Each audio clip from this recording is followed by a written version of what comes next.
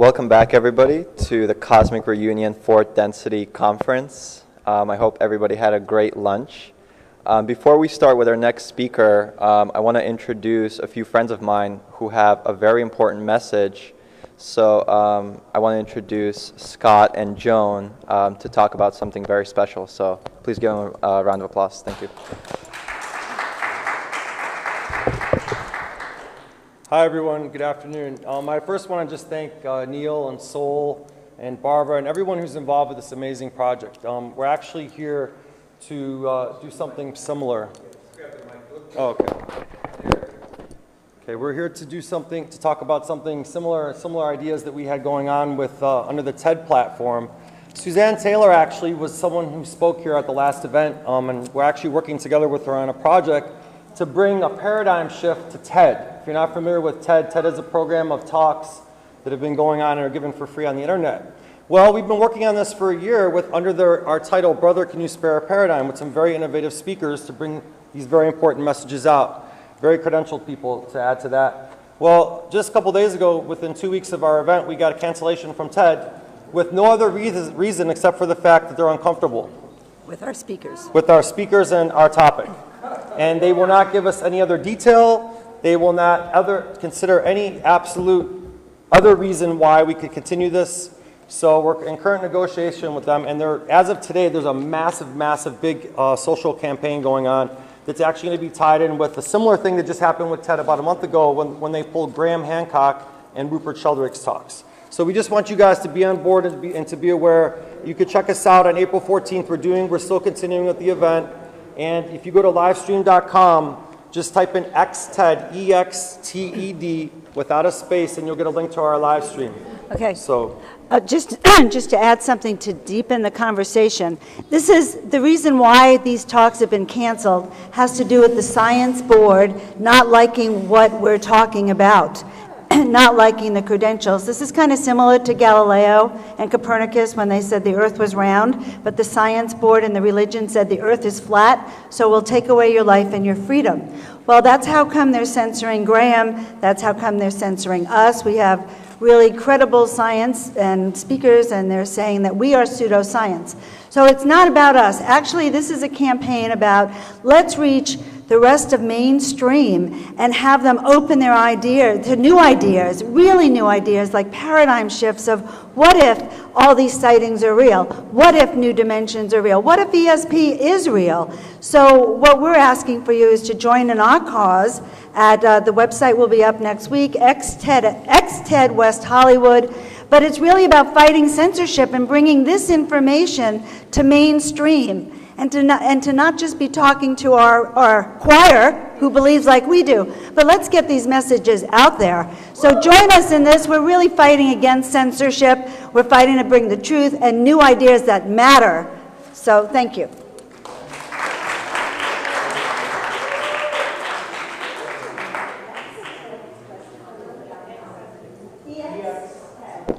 Thank you guys so much. Thank you for letting us talk. Sure. So our next speaker is Peter Sterling, and Peter is an incredible being. He used to earn a living as a ski instructor back in Aspen, and at an early age he had a talent for music, and he began playing tunes on the piano and showing skill with the flute and guitar. And then he had an abrupt realization in his life, and he felt like he needed to unleash his creative force, which has been dormant in quite some time. So he's been living in Sedona for some years, and Sedona has really been very kind to him and has really unlocked a lot of amazing abilities. And Peter is a harpist, and he's one of the best harp players I know, probably the best. And it's an honor to introduce Peter today, and he's also an incredibly compassionate and loving being. I had a chance to spend a day with him at his house with his family in Sedona, and I just felt the most amazing, peaceful, and loving energy that him and his family radiated. So the information that will be shared tonight is really groundbreaking and is really of the highest importance for our world on all levels. So without further ado, I want to introduce Peter Sterling.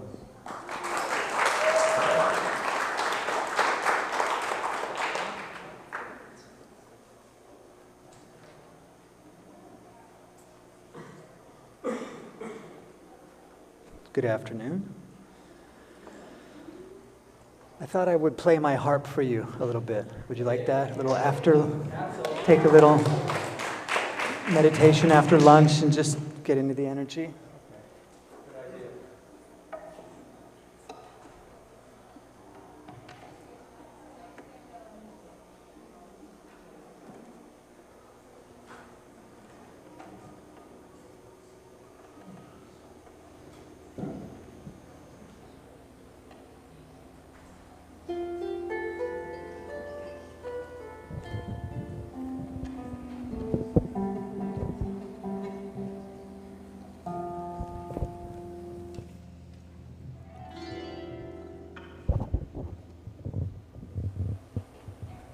This is a double strung harp.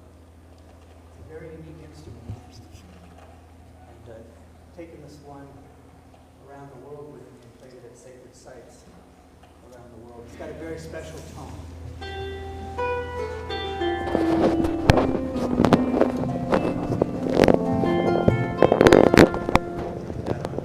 No, we're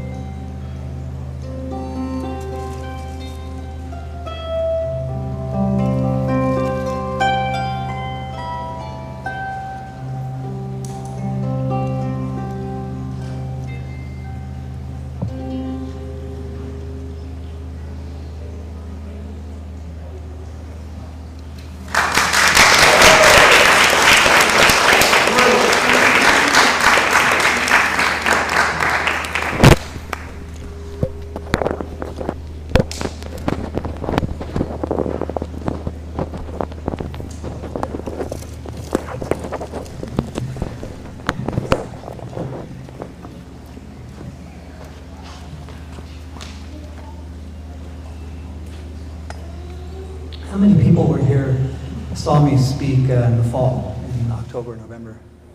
Just a few, several of you, all right. Let me just adjust this here. My presentation today is called Keys to the Kingdom. And then it's also another aspect of it called Circuits of Connection.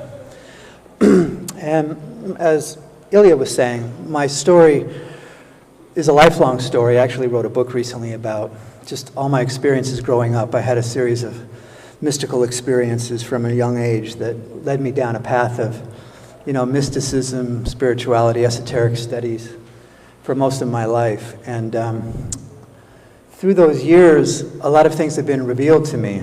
And, for the last 20 years now, I've been playing the harp and sharing my music and telling stories with my music, like a bard in the bardic tradition, and music and story to carry on that ancient tradition and that kind of wisdom stream.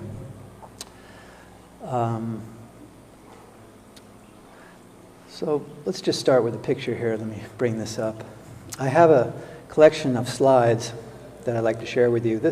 This one I thought we can look at here. Let me just bring this up. This was at Chichen Itza on December 21st. We traveled down there for the end of the Mayan calendar. And I just felt like talking about that for a minute, because it's like that's come and gone, just a few months ago. And it was such a big deal for me. I had been looking and studying that date for over 25 years and waiting for it with great anticipation. And, my experience was that it kind of went off without a really big bang. I was hoping there would be a mass sighting of the Galactic Federation ships, at least, to let us know that they were with us, but nothing quite like that happened anywhere I heard. It was much more subtle. Huh? Oh, okay. But we were in Chichen Itza, and there were we were hoping that the return of Quetzalcoatl would come, or Kukulkan. And perhaps the feathered serpent, the plumed serpent would come, and we would see it coming from the sky. But nothing quite like that happened.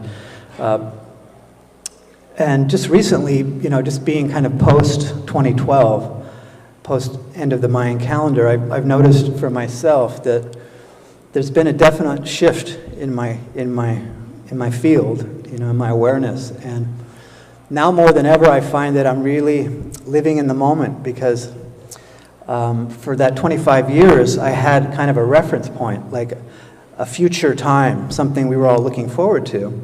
And it was kind of like an anchor on the timeline for me. And now I don't have anything like that. There's nothing so much in the future like a prophesied date or end of any more calendars happening. So I find myself just kind of being in a place of timelessness more and more. And this is exactly what Jose Argüelles, who was, really the modern father of contemporary Mayan astrology and astronomy, he said that after this time we would be in a place of no time. It would be beyond time and the end of time. So in a sense, myself, for me it's been a bit uneasy and not having something to hold on to as far as on the timeline. And anybody else have this experience? A few of you. So I'm kind of sharing from that place with you now. A lot of my beliefs that I had about the Mayan calendar and the transformation of the world and ascension and all of these things, it doesn't quite have the same charge for me now, post end of time. But I do believe that there's been circuits and portals opening for us to see. And the veils have been thinning, and I feel like collectively more and more of us are coming into like a collective realization or revelation. And part of that, for me, really, let's get this, let me close this and open up the slideshow here.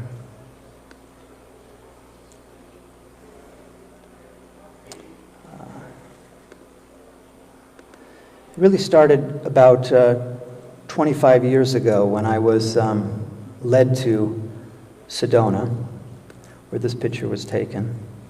And I spent a lot of time out in this particular canyon, Boynton Canyon. I lived in following a guidance from Spirit, I moved into my Volkswagen van and I went on a vision quest, on a walkabout, to discover what my purpose was, what my mission. And my guidance was just go and to meditate and to be in the silence. And I did. I got a Volkswagen camper van, which allowed me to be completely self-sufficient. I really detached from normal reality in a very shamanic way. I ended up living in my car for 3 years and sleeping every night out in the canyons and amongst the ancient ruins. And back in those days, there was a lot of paranormal activity happening, a lot of UFO sightings and encounters like that. But ultimately what happened was, as I sat in the silence over this period of time, I went deeper and deeper into like a samadhi state of consciousness, where my mind was able to become completely empty. And there was no thought for extended periods of time, and just a real expansive opening that was occurring in my consciousness. As my heart was opening, I was doing a lot of therapeutic shamanic work on myself, activating my chakras, my energy body, and doing a lot of healing work to align my meridians and plug into energy, and also spending a lot of time in the vortexes and attuning myself, coming into resonance with the energy of the vortexes of Sedona, which all have different subtle qualities of energy. So attuning myself so I could tell the difference. So much of being in Sedona is about learning to work with energy. I mean, we all are, but there it's much more heightened.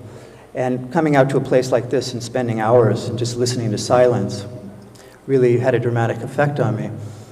Ultimately, what happened was, out of the silence, I began to hear music. And really, it came to me by tuning into a frequency. I heard a very high-pitched ringing tone that was coming off the rocks. When I got very quiet, if you've been to Sedona and you go out to the canyons, and you get very quiet and you listen, you can hear it. And it's a very high-frequency ringing tone. Has anybody ever heard this in Sedona? Okay, a couple of you.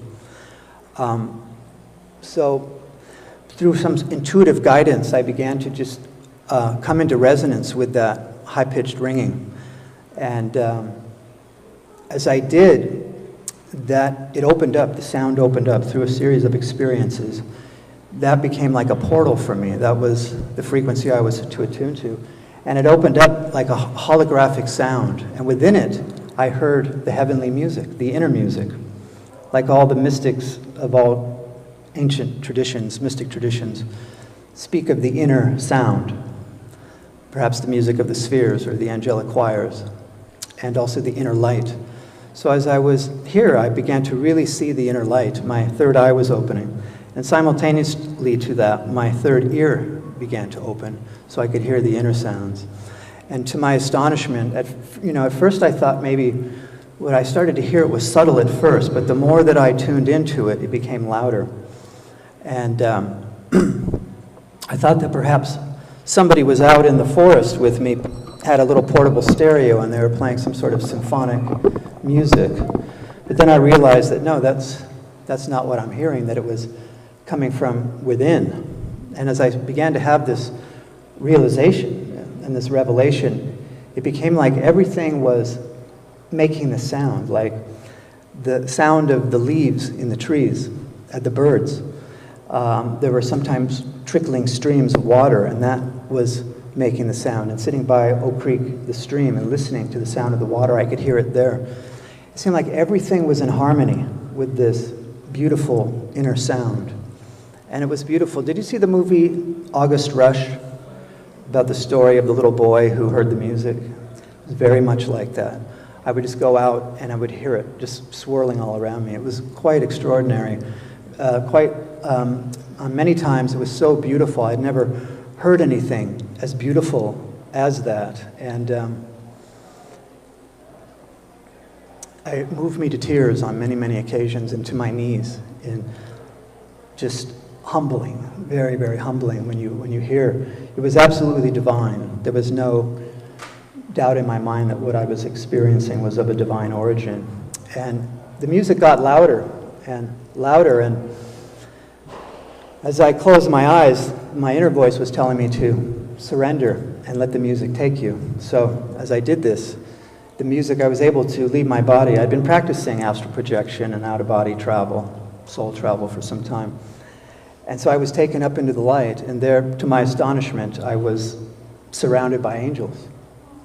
And it was like a flock of angels that I could see, and the first ones were the cherubs. And they were playing harps and flutes and violins, and they were like celestial musicians. And so I developed a relationship with them. And they took me on some magical journeys. And ultimately, we ended up being able to communicate. I could see them, and then through telepathy, we were able to communicate with each other. And first I heard their conversations when I was seeing them. And they were talking amongst each other going, wow, look at him. What's he doing here? Do you think he could hear us or see us? And they were talking amongst themselves telepathically, these angels. And so I said to them in my mind, I said, I can see you. And they stopped and they looked at me. And they said, you can see us? I said, yeah, I can see you. I said, can you see me? They said, yeah, we can see you. Can you hear me? Yeah, yeah. And when we realized that we had that connection, they got very, very excited. And they started flying all over and got really happy. And so that was kind of the start of this amazing journey that I've been on with them. And now that's about 25 years. And the music was happening everywhere. The feeling with them was extraordinary love and oneness and unity like I had never experienced. And I came to realize this is the energy, the vibration, the consciousness that they live in. That's their realm, you know, in total oneness. And it was so healing, so healing to be with them. And it just healed my soul, you know. And listening to the music was so beautiful that it washed away lifetimes and lifetimes of pain and sorrow. Beautiful, beautiful. And I felt so grateful, so humbled, and just bowing to the source of this divine music. And ultimately, they took me to this place. And this was like known as the Great Central Sun in some traditions. But it was a luminous orb of shining light. And it was radiating pure love. And the sound coming off of it was just like this, oh, like endless rolling harmonies of just the most luscious, harmonic, heavenly music, beyond description, really. As I was looking at it, first it was very bright, but then as I adjusted my inner vision, and I relaxed, and I came into resonance with this very high-intensity light and love, that I began to see it. And I could see there was something around it. And as I adjusted my focus of my inner vision on the inner planes, I saw that this light, this luminous orb of golden light, was surrounded by multitudes of angels that were all singing in these heavenly harmonies together, song of praises to the divine, to the source of all love and light in the universe, in the cosmos. That the understanding was that this is God. This is the Godhead. This is the wellspring of all love and light in the known universe. I mean, and it was profound. It was a profound realization, and to see it, and to be, you know, lucky enough and blessed enough to be able to be taken there. If you can see these angels, they're also spiraling around in this kind of infinite spiral around this luminous sphere. That's significant. Here's just a couple other views. I'm going to start flipping through these pictures. These are ink block prints from the turn of the 19th century. Gustav Doré, German artist. He was obviously very inspired and was taken up. They seemed very much like this to me when I saw them. It was like virtual reality.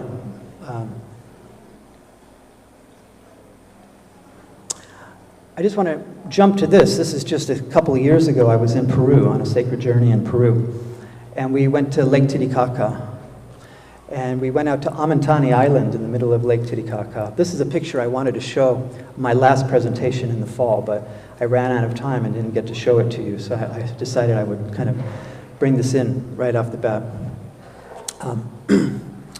We spent the night with this very poor Indian family. And this is in their kitchen with a mud floor and an open fire. And we just had breakfast. We were preparing to leave on the boat after spending the night. And my angels were telling me to play the harp for them. They had been very sweet and kind to us. And So I got out my little harp that we've been traveling through with Peru with, and I started to play for them.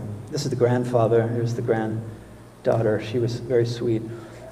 And my friend took a picture as I was invoking the angels, and the next picture shows what appeared in the next image. So I have many, many orb photos and strange photos from, paranormal photos of me, but this was the most dramatic, to really show an ethereal being. That's the ether that you're seeing. And to me, it's really an angel appeared. You can see kind of, to me, it's like the wings are up here, perhaps the head. Here's like an arm or a wing. There's another one. And the body kind of comes down like this, almost like a mermaid's tail. Isn't that fascinating? Yeah. So I show this just to let you know that it's real. This is not a fantasy story I'm dreaming up. So when these angels taught me how to play, they said that your mission, because I was asking for my mission, I knew I was a light worker. I knew I was here to serve the great transformation into the golden age. And I'd known that since childhood, so I had done different things to fulfill that work. But when I went to Sedona in the early 90s, I knew that I was getting a mission upgrade. And so I was guided to go into the canyons, into the silence, and I would discover what it was. So as I was walking in the canyons and talking to the Great Spirit and walking the medicine wheel and connecting with the land and the energy there, then the angels came and they told me as messengers that your mission is to be a channel for the heavenly music of which you're hearing, and that you're to play the harp. And I wasn't a musician really at the time.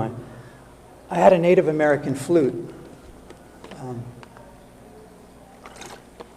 that I carried with me and played songs for the spirits there in the canyons as an offering. And all of a sudden at 32, they said, you're going to play the harp. And at first I kind of balked. I was like, what? I couldn't believe what I was hearing. You want me to play the harp? And they said, we'll teach you how to play. And if you join with us, together we'll work as a team.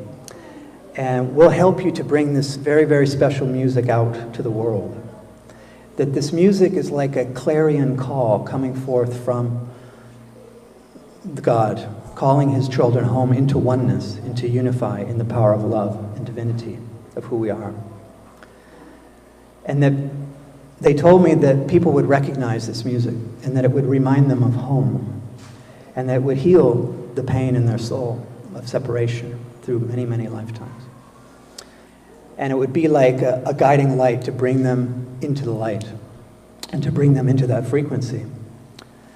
At first, I wasn't quite sure that what I was experiencing was real. I actually thought I was losing my mind.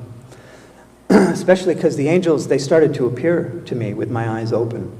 And I had many, many encounters with them in our conversations where they would actually manifest right in front of my eyes in a waking state with no drugs. And this picture was from my first CD, Heart Magic, really the first cover, and really shows how it happened for me. The angels said that they would teach me how to play, and I discovered later on that I had one harp teacher, angelic harp teacher, that actually, when I sat at the harp, I could completely relax. The mantra coming to me was trust, surrender, and let go. Trust, surrender, and let go. And let this energy move through you. And when I did that, my hands would actually just lift themselves to the strings, and they would start to move on the strings by themselves. And it was terrifying.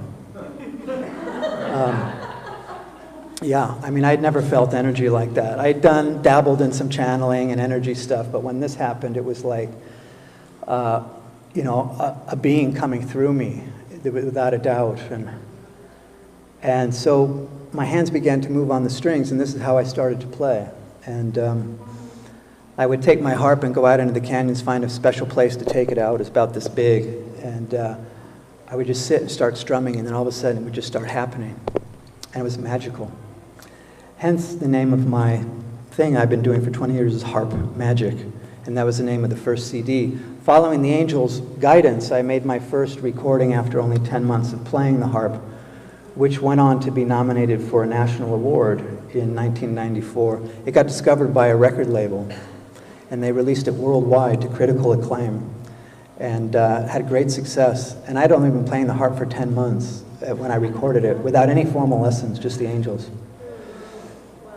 Yeah, so it happened very, very quick, how this took off with the angels. And they told me this was going to happen, and to this day I've received hundreds and hundreds of letters from people all over the world who have spoken of the effects of the music on them. And you can read those on my website if you like, but the music has the power to heal. The harp is perhaps the most magical instrument throughout ancient history. All the ancient cultures had the harp: Egypt, Greece, ancient Samaria, Atlantis before that, and it was always played in the temples of initiation and healing. So there's a real power in it. This picture actually shows, this was taken in front of a TV last year that was not on, there was no flash taken. So this actually shows the circuit that goes out the top of my head, so out of my crown chakra. So what I'm able to do is, that sphere of luminous light I showed you, I have a circuit connected into that realm with those angelic beings that I'm like their earthly counterpart, and working here. And they're actually with us here right now in the room, and they're actually helping to hold a high space for us so we could come into that unified field of oneness. Part of that process, actually leading up to it, I was doing stained glass and working with sacred geometry since I was 16. I just want to flash through a few of these pieces I've done over the years, give you a sense for, this is the color and light aspect. This came through before the music, so I was doing this work. These hang in private homes and healing centers around the world. This is the I Ching trigrams, with the flower of life kind of variation. And they all have quartz crystals in the center. I inlay crystals and gemstones in the pieces. I'm one of the only stained glass artists I've ever seen that puts gemstones and crystals in the work. Some jewelry pieces. I also did some symbols for the Galactic Federation that came through back in the early 90s. Now, I have so many slides here, I can't show them all to you. I want to make sure I'm able to get them all. That led me, of course, into the study of mandalas, through the ancient cultures, especially Tibetan. And when I would do my stained glass pieces, I would infuse them with prayers and mantras and work from left to right and spiral the energy in. And then, of course, into cymatics and learning about how frequency creates patterns, in different mediums like liquid and sand. Study of cymatics, you can see here all the different shapes that sound makes. Have you seen that recent video that came out recently of the water with the frequency? Have you seen this? Amazing. Truly amazing.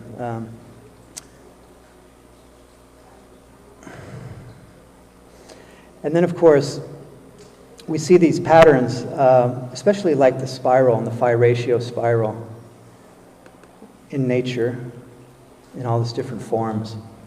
And I began to wonder about this. It's in all the ancient traditions, phi ratio, and it's everywhere we look. It manifests itself. This is the Hurricane Sandy, and you can see it was a perfect phi ratio spiral coming into New York there. The way water goes down the drain, the way galaxies spiral, it's all the same proportion. What is behind this? What causes this? Now, as I showed you earlier, the picture of the angels spiraling around the great central sun on this higher dimension, as far as I know, that's the highest manifestation that I've seen of this pattern. And then it comes down through the different dimensions, even as the galaxies spiral. Of course, the crop circles should teach us about the importance of phi ratio.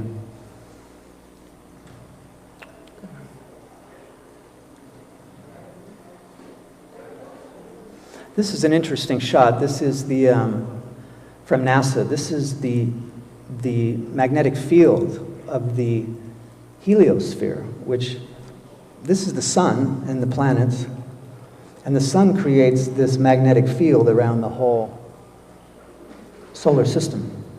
And just in the last few years, through their sensitive space-based telescopes that are just picking up like gamma rays and different radioactive particles and things, it's not with a lens, they were able to discern that this is the pattern that the magnetic field around the whole solar system makes. So perhaps this has something to do with seashells spiraling in that pattern. Now the phi ratio, real quick, of course it's found in everything. What I've been shown is that phi ratio is part of this patterning that's found everywhere in the human body, and we all take form through it. It's also related to the Fibonacci series. And our DNA here makes a phi ratio spiral. This was interesting. This is how you make a phi ratio spiral with 3 circles. And then this was related to the Mayan calendar. I showed this last fall. The Mayan calendar is often depicted with 3 wheels turning within each other. What I discovered was that, which I felt was significant, was that the Mayans, they charted time, they knew it was cyclical, and that it moved in a phi ratio spiral like everything else. Time is not linear, like Western thought would have us believe, past, present, future, but it is cyclical and it moves in a spiral. Here you can see, even right here, this curving of the white. This is phi ratio spiral right there. Do you see that? I have a wonderful video here if you want to just see it just for a minute. Way of demonstrating. And we can see how the wheels of the Mayan calendar, you'll see the spiral here as they move together. The 13 tones and the 20-day signs alternating, creating a 260-day cycle. But see the spiral right there, spiraling out through time? Isn't that beautiful? You see it? So we're really living in a time spiral. This is a quantum understanding to come into, but can open gateways and portals to your consciousness once you begin to have these realizations, see it. It is a time spiral.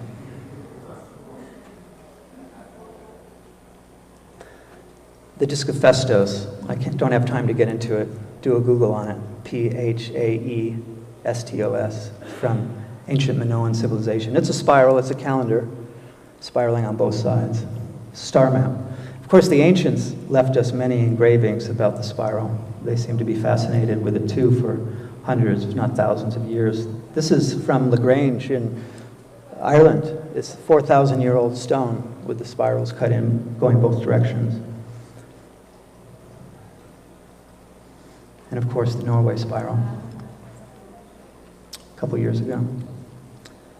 Let's go through these pretty quick. I love this image. This is probably 1,000 years old or so in Arizona. And here's a spiral in the sky. Here's the beings, they're holding hands. And they're dancing and they're going up, up, up together. You see that? My sense is that maybe they left this to show us what happened in the past. Perhaps there was a portal or stargate and they all unified and came as one, and they just danced right up in a joyous dancing celebration through.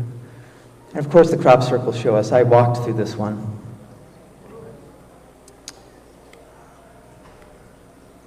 As you come into these understandings, you can start to see the fractal nature of reality as our perceptions are able to peer into the more subtle realms and see the patterning behind, all material form.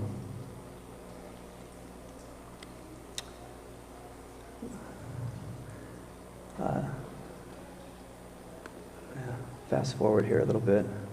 Let's see.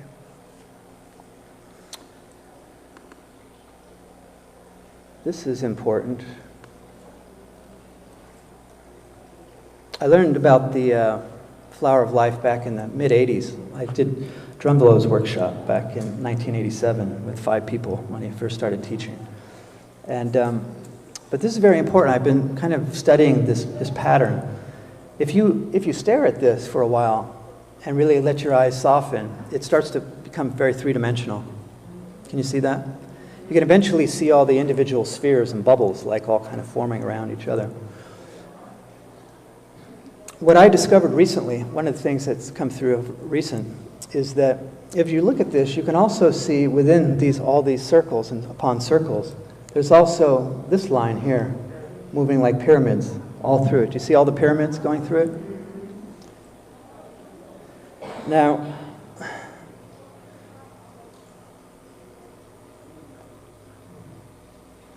and then this, the Sri Yantra.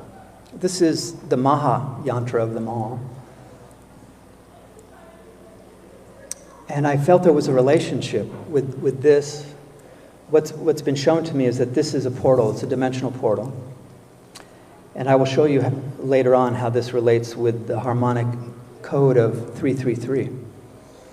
But first, what I found interesting is, I have a little thing here, if it will come up for me.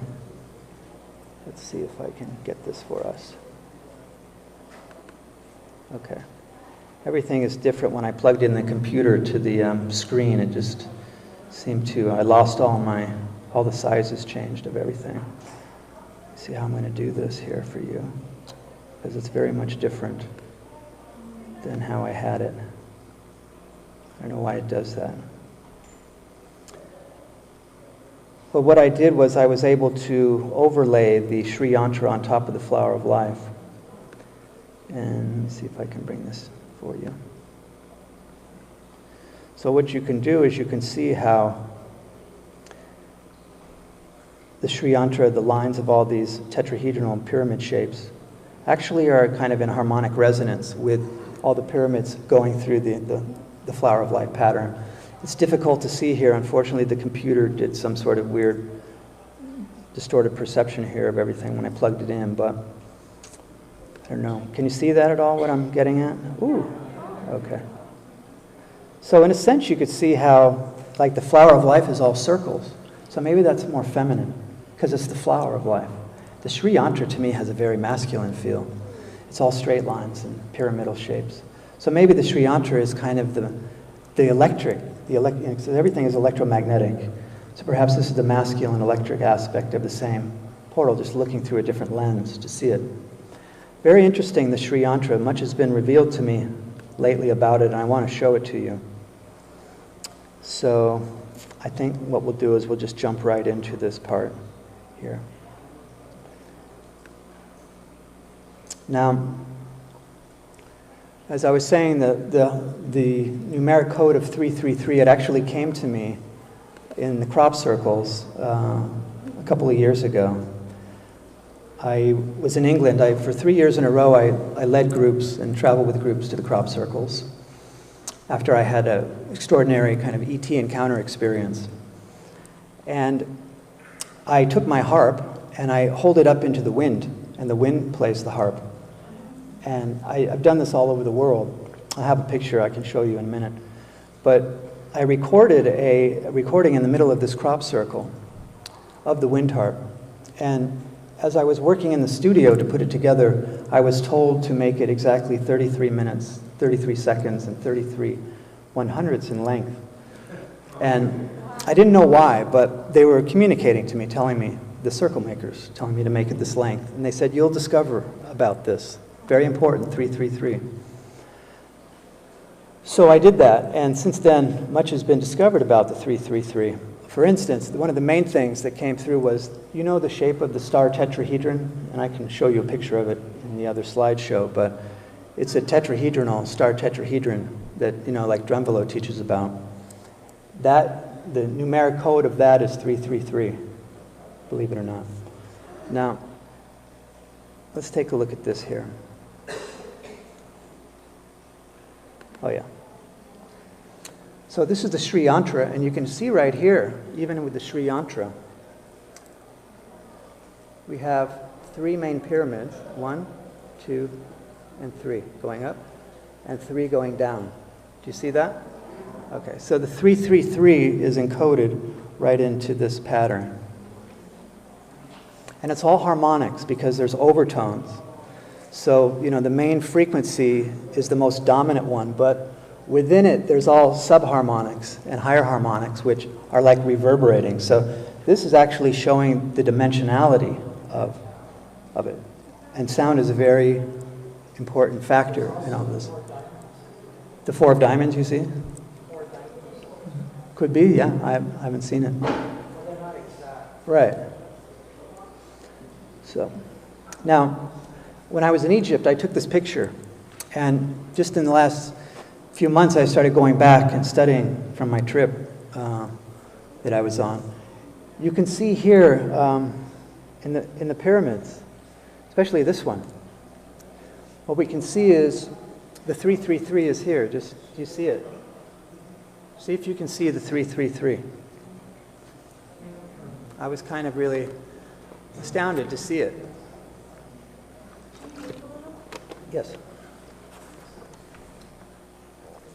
So, of course, we have the three main pyramids.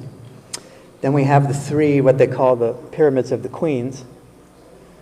And then each one of these is 3 levels. So, and also you can see the proportion between the pyramids is phi ratio.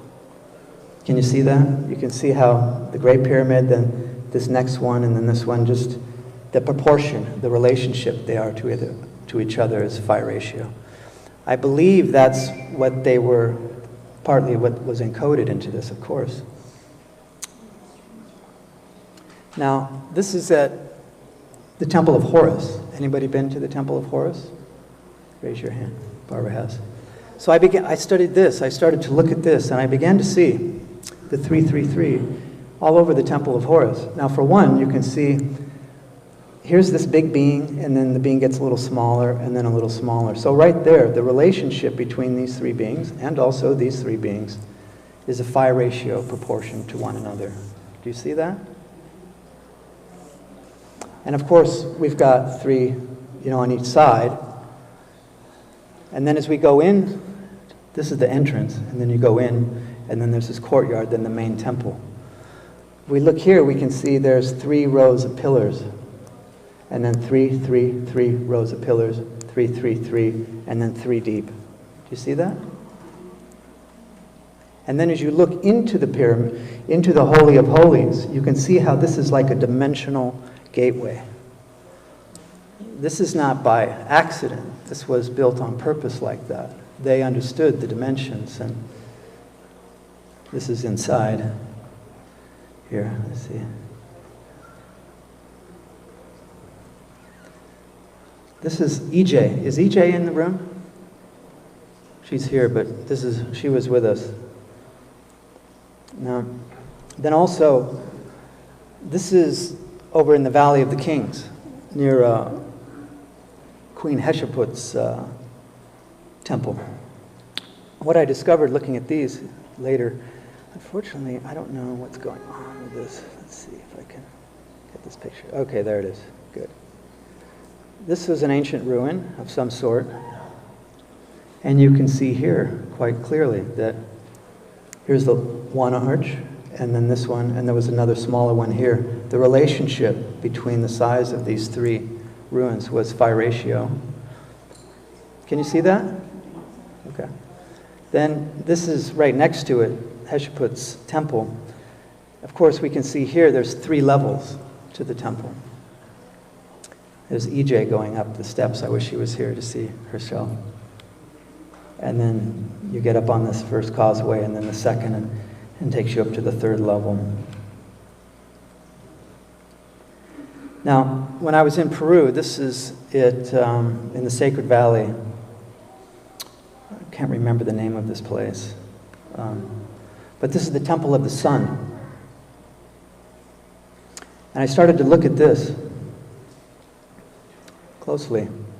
You can see here, there's a progression. Look how these huge stones, way up on top of this ridge, are not the same in length. They progress. So there's 1, 2, 3, and then they change on this side again. 1, 2, 3, and then right here on the corner, 1, 2, 3.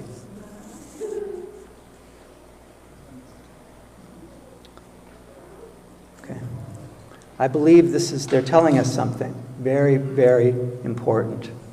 It's hidden, esoteric hidden knowledge. It's coded into all the ancient structures. They all knew. This is the template. This is the matrix. This is a It's a portal into the higher dimensions. It's woven in the Sri Yantra, it's in the Flower of Life, it's in the Egypt pyramids, it's in Peru. It's a close-up Temple of the Sun. For some reason, in Peru, it's very common to have the three levels because they believed in the underworld, the middle world, and the heavenly world, three levels. But this is, and they often had that symbol portrayed in this type of, but this one actually has 5 levels, I believe. So 1, 2, 3, 4, 5. And they did it 3 times on the stone, right in the middle there. There must be something important about that. Maybe they're telling us that, and they did it 3 times again, see? Maybe this is, and then there's 5 levels. Maybe that means the 5th dimension. I don't know. Could be. I'm sure it does, because it's all hologram anyway, so. Okay. And then down below, you can see where the sacred bath was before you go up on the hill. We have 3 levels, and then 3 going, showing the dimension of it. And then in all their terraces that they create, there's 3 levels, 1, 2, 3, all over. It's all 3s, 3, 3, 3s everywhere. Everywhere you look. This is a beautiful place. I can't remember the name of it. And that's playing the wind harp above the Sacred Valley. I wanted to show you some crop circles. 333 is very, very prevalent in the crop circle codes. They're telling us something about this, something for us to understand. So just look at this pattern. Do you see the 333 in it? These are holograms. You have to open your third eye and just kind of let it start to pulsate and come to life for you. Don't look at it like hard. Just allow the mind to open and you'll see it. I was in this one. So for those who don't see it, I'll just point it out to you. Of course, we've got 3 rings, and then 3 points here, and then 3 here. So the 333 there. Here's another one. Look at this one. Do you see it? It's a dimensional portal. It's a wormhole. They're showing us this perspective of dimension here. That's one of the main teachings of the crop circles and the holographic nature of reality. This one too, 333. There's 3, 3, and 3 on the outside, then you see the 3 going in.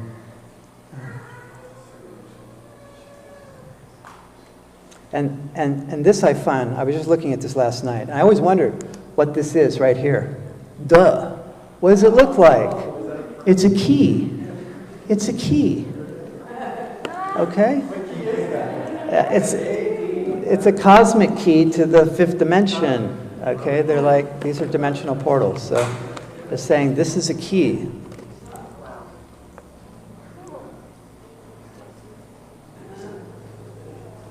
There's another 333. Do you see it? Very, very common in the crop circles. Why are they showing us this? Look at this one. So in your face, 333. Come on. Okay, we get it. We get it, right? Do you get it? All right. It's pretty obvious now. You don't find this with repeating patterns so much with 4s or 5s, although you do, and some years had more of those particular numbers, but the 333 is very common every year. It's always there. There's another 333.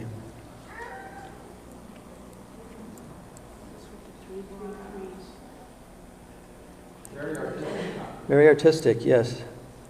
I mean, these are holograms, so you have to look at all the different meanings in it. Like you could see here, for instance, on the outer circle, there's 1, 2, 3, 4, 5, 6, 7. Here, 1, 2, 3, 4, 5, 1, 2, 3, 1, 1, 3, 5, 7.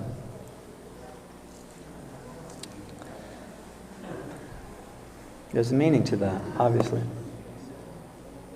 But you can see, you know, on the inner, there's three sections around the very middle. Somebody's sitting in there, meditating in the middle right there. Gives you a scope. Here it is again, fractal. This one was known as the Mandelbrot, but it's a 3-3-3. Do you see it? 1, 2, 3, and then 1, 2, 3, 1, 2, 3. Now, in the last 6 months, what's been revealed to me, living in Sedona, and my time is running out so quickly here.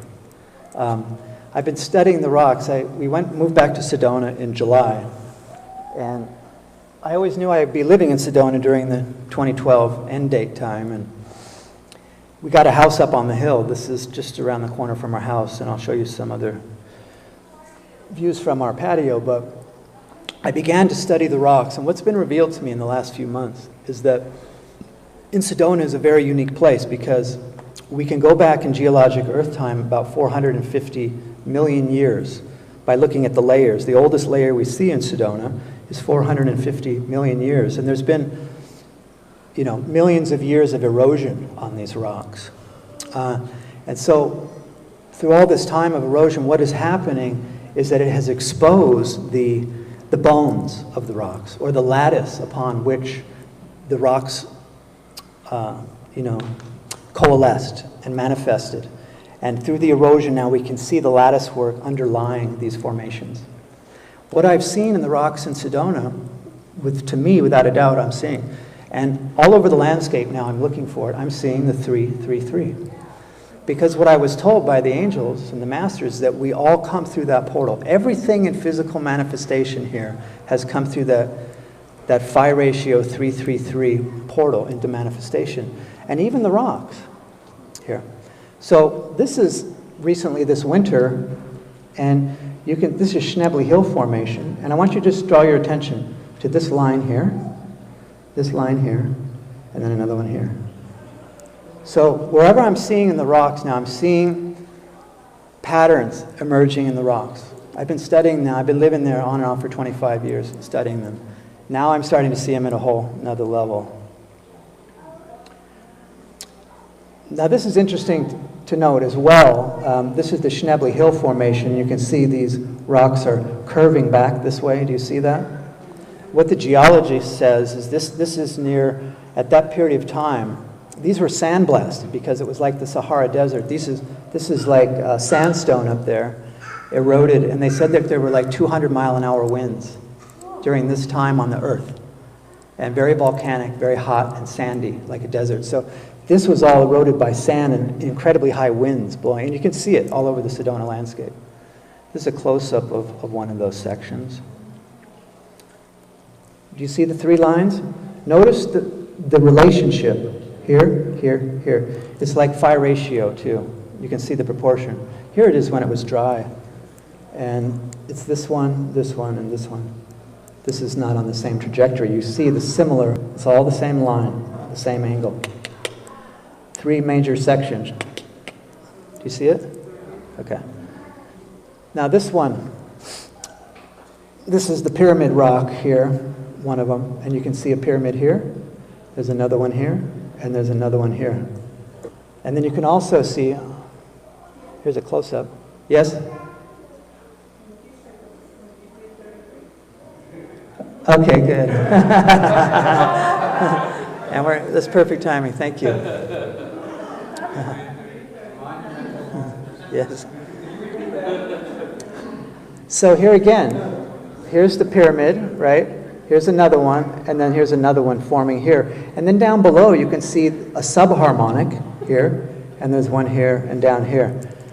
You have to look for them, you have to open to see them. Here you can really see. See, here's the main pyramid, here's another lower one, here's the main one, here's another lower one, main one, and another lower one here. Do you see that? Like in the Bible it says, in the sacred books, even the Mayan books of creation stories says, in the beginning was the Word, was the sound. Everything was created by sound, comes into manifestation by sound frequency, including these rocks, including us. So here we can really see it, and we can see the 3-3-3 pattern emerging. This one is out near, this is Wilson Mountain at the end of Jordan Road, and we're looking at these, once again, 3 lines. They're all different levels on the rock. Here's a close-up. Yeah. Do you see this? So once again, 3. It's all over Sedona. Even Bell Rock. When you look at Bell Rock from the side, and I meant to get the pictures and bring them here, unfortunately I didn't. But if you look at Bell Rock from the side, you can see like 3 waves of its making and erosion. It's very obvious. This is, I like from the winter because it shows the lines. Yeah. That's it. Now this is from our deck at our house. This is the view we get to look at every day. It's pretty splendid. Thunder Mountain. Here's a close-up. This is fascinating because what's also come to me in the last few years, a few years back I acquired some beautiful stalagmites from a cave from China for the Tucson Gemstone. One looks like a lingam, a phallus, and the other looks like a beautiful arc of a feminine body. So we have them sitting on either side of a chair, and we had the masculine one here and the feminine one here. And by studying these forms, they're organic forms, and we're an organic form. So all these forms are echoed through nature. Like for instance, it was fascinating to me, you can see this chimney rock. But if you look at it, you can see here's the head of a man, here's his jaw, he's got kind of his mouth open, and here's his phallus, you see. And then this is Sugarloaf right in front, and here's another head, but she's round, she has a bust. You see that? Can you see that? It's like a man and a woman laying side by side. Now, also, here's Thunder Mountain. Okay. Here's the next thing and the next thing. You can see actually coming down, here's the main Thunder Mountain, and here's the next shot, here's the next shot. See the relationship between this major formation. It's phi ratio, this not perfect, but within harmonic resonance enough to show it. Now you can also see how there's 3 of these phalluses going up on the same ridge of different varying progressions. Do you see that through the erosion? It's a close-up of it again. Thunder Mountain. This is on the way to Tucson, and you can see this range. And when I look at these ranges now across, even driving, when I drive back, you can see them. They're always in 3. There's always like the main peak, then the next big peak, and then the little one over here. And it's all over the place. You can see it. This one was farther down the road, and you can see the main ridge going up. Here's the main peak, then the next one, and the next one. And then even right in here, there's 3 smaller ranges right in front, like a subharmonic. Let me see if I can zoom in on that for you. Can you see it? See, these are the smaller ranges in front. Okay, see what else we got here. This I wanted to share with you. This is Herkimer diamonds, and I've been working with crystals for many, many years. And what came to me just the other night, and this was something special I wanted to share with you. You know how it is when crystals grow from a phi ratio, they spiral in their growth. And they're tetrahedral in their structure on an atomic level.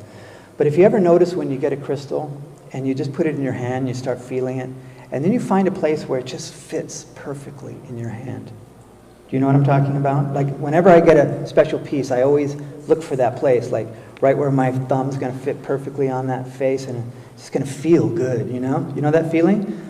Okay, what they told me the other day is because we emerge from phi ratios, we saw it's all through our body, we're an expression of that, as our crystals.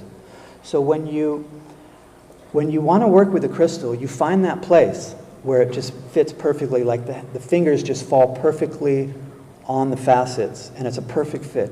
That's where you have resonance with the crystal. Your crystalline nature and the crystalline nature's interface through that resonant point. That's a circuit of connection. So when you're working with your crystals, we have some special ones, by the way. Look for that place, and you'll see that you'll have much more success, because crystals have, within the structure of their lattice work, they have that 333 in it, and they can actually be crystalline tools to help us to access these other levels of consciousness or dimensional portals, or dimensions. There was crystal holding a beautiful piece, and it just holding this piece with just both hands just Felt perfectly around it. Okay, let me just jump out of here. Are there any questions at this point about anything? Yes? So the pattern of greed,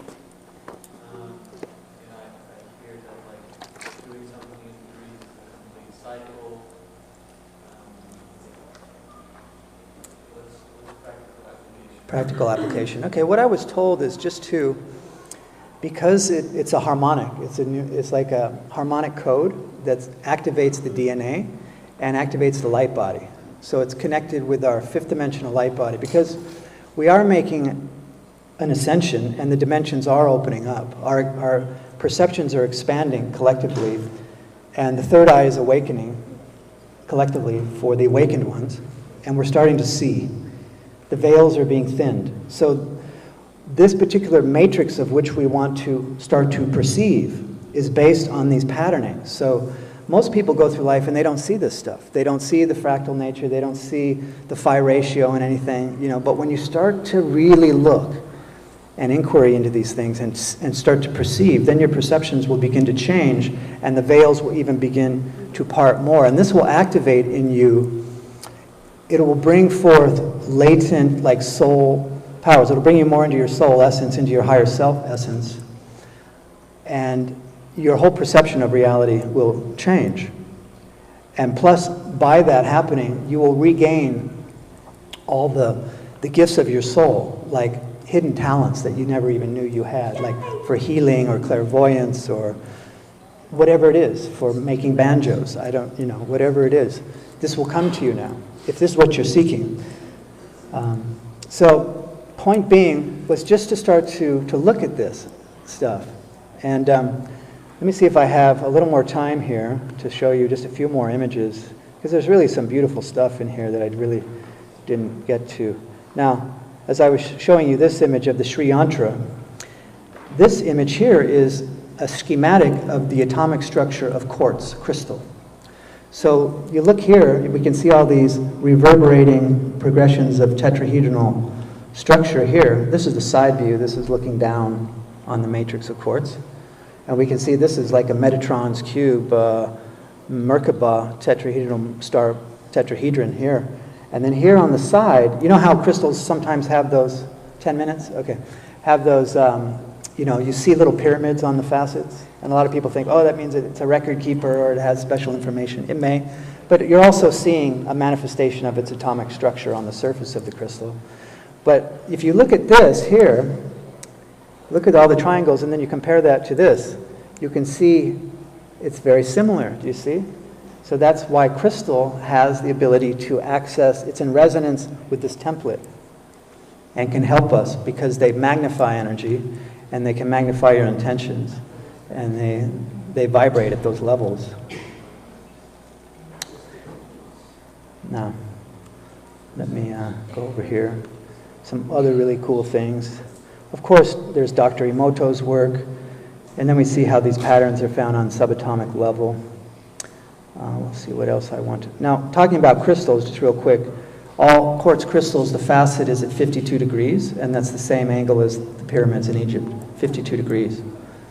So, of course, the pyramids are like giant crystal oscillators that are ascension chambers that could take people, initiates, into the higher dimensions through the harmonic resonance of the structure, which was totally built in harmony with the divine proportions throughout all dimensions and the cosmos. And crystals spiral when they grow. They kind of, the atoms, it's in a phi ratio spiral. Actually, if you take a quartz crystal and you look down at the top and you see there's a large facet, and the facets, they progress in size. You look at it, it's a phi ratio progression on all the facets of a quartz crystal around the top. They spiral up like that. Check it out. So, let's see. I have over 200 slides. I normally do this in 3 to 4 hours, but I just wanted to pick out some of the highlights for you. This was interesting to me. I wanted to show you this. This is the Sanskrit alphabet. And in a yoga class a few years back, I was in Downward Dog, and they had one of these posters on the back wall, and I was looking at it upside down. And so, now, does this not look like somebody doing a back bend? Or doing kicking one foot up in the air, the arms coming down ahead? You can see them doing also, this is like yoga. So the yoga poses, the rishis who were tuning in, brought through yoga, the ancient rishis, and doing the mantras and everything they were doing, the poses are just a physical manifestation of the vibrations of the different sounds and tones, of the harmonics. Can you see that? Well, I turned it upside down so you can see, like when you look at it like that, it doesn't really look like yoga. But when you flip it up, when you're upside down looking at this, it looks like this. And then it looks like they're doing a yoga pose. If you don't see that, raise your hand. Do you see it? You don't quite see it? Yeah. Well, I mean, it's not perfect. I mean, I don't know. Look at this. One kick up, he's doing a back bend, arms down. Do you see that? Anyway, that's just a little tidbit. You can find that later. Harmonics, getting to understand harmonics is key. That's why we do the nada yoga, which is the sound yoga. So you start working with tuning forks and bells and crystal bowls, and you would tune yourself, come into resonance with these frequencies and learn about the subtle differences between them. This is going to open up your consciousness. Very powerful tools. Why is this important? Like, for instance, this is in Saqqara in Egypt. This is where the Temple of Sound is, outside of Cairo. Look at the temple entrance here. Very, very unique of any Egyptian temple. Notice, they're showing us again. Here's like perhaps 1, 2, 3. Here's the main one. Then it goes in dimensionally, perhaps 3 layers. 1, 2, 3. So there's 3 and 3 again. And then maybe there's 3, you can see the level. So the 3, 3, 3 is here again. But notice it's a very unusual entrance to a temple here. And I just want to take you into the Temple of Sound. You come into the courtyard here, there's the Great Step Pyramid. I actually played my harp down in the subterranean pit of this pyramid with a group. And also around this structure here is the Temple of Sound. And these 3 pillars are very important. These have not been vandalized at all. They were like this in a temple structure. There's a very significant. Notice there's some sort of progression going up here, and on this one too, and on this one too. And when you stand on this platform here, and the wind blows through there, these things vibrate, and you can hear a sound coming off of them. You can feel it, because they're in resonance with this harmonic patterning. So they were all over it. I got to play my harp up there. It's really cool.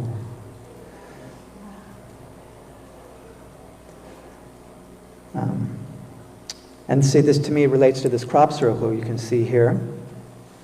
It's a spiral. It's a progression that steps down in different levels. Here's the 3, 1, 2, 3, right? Showing us again. Later on, this was deciphered by somebody, and this is all phi ratio proportions. This is phi ratio proportion, the way this circle relates to this one and to this one. Let me get out of here real quick to see if there's anything more. I'm running out of time. I have some wonderful stuff on the relationship between the Mayan calendar Tzolk'in and the I Ching. They're all harmonic. It's a harmonic modules. And for those who haven't seen this, for instance, this is the way we develop as human beings in a cellular level, cell mitosis. We go from a single cell to 2 and split here, right? This is what we look like when we're about...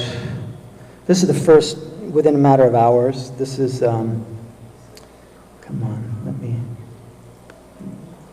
raise this up for us here. Okay, there.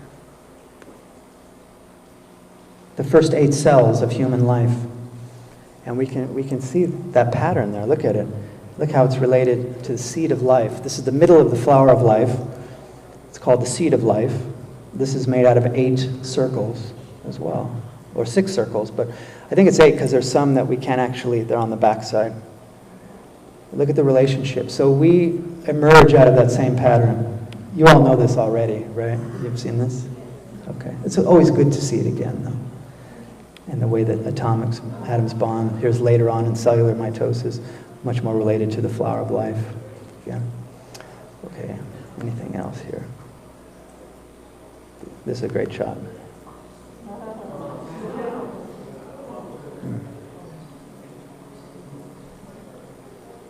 Just going to flip through some of these real quick. Just take them in. Platonic solids, Metatron's cube. You come into you start seeing this, and then you start to see your energy body. You can start to access your etheric body, your higher dimensional body comes into view, comes into tangible expression for you. Then you get into your light body, your chakras are singing harmonically aligned, and you have access. And you enter into the quantum field, into the rainbow world of the most beautiful colors and sensations your soul has ever known. And it's just a beautiful thing. Hold on. Yes? I've just got a couple What more you just minutes said, here. do you know anyone who has accessed that and then came back and told you how to get there? Well, I've accessed it. Okay, so how do you get there? I'm showing you. Start looking. I'm showing you the portal Well, right I've here. seen the threes too, so if Okay. they're speaking to me as well. Right. And they speak to me in numbers and people and other experiences. Cool. We'll talk after, and That'd be great. this is really of interest here. This is a recent shot from NASA. This is our sun right here, and it's right in this little blot. And then they blew that up. Here's our sun, and we're traveling this direction with our solar system. And this massive structure in the universe, which is the edge of the Oort cloud, is moving towards us. And this is, we're actually in it now. We've entered into this part of space, and this is why we're seeing so many more asteroids and comets coming in now, which was part of the prophecies, because we've entered into a whole new area of space. This is another view of it. This is more current. This shows our sun right here, and it's right on the edge of this aspect of the Oort cloud moving into it, and it's moving towards us. Isn't that fascinating? These are all stars with planets. The blue ones all have planets around them in our closest neighbors. And the galactic pulse. Let's see here. I don't have time to get into one last thing. Let's see. What can I go out with here with you? So these are just some beautiful images, of course. This is the idea, is to start seeing these patterns, and then the light body gets activated. And you become a harmonic being. You're very attuned. You're vibrating faster. This is the idea. We receive more light in our DNA, in our cellular level, with the power of the divine oneness of God's source, intelligence, and love. You start to vibrate to that, and you can get into your crystal vehicle of the Merkaba, and you get your wings, and you get to fly and travel interdimensionally into the realms of luminous light. It's spectacular. I've been there. It's extraordinary. And so, thank you very much. I'll see you in a while.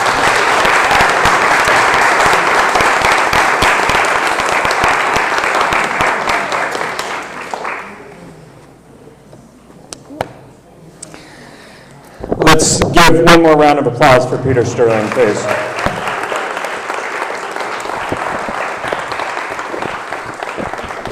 I'd like to just honor Peter for the very important role that he plays for all of us through his music, through his knowledge, and just really what he's all about is assisting all of us. And you have blazed an amazing trail for us. And from me, I thank you.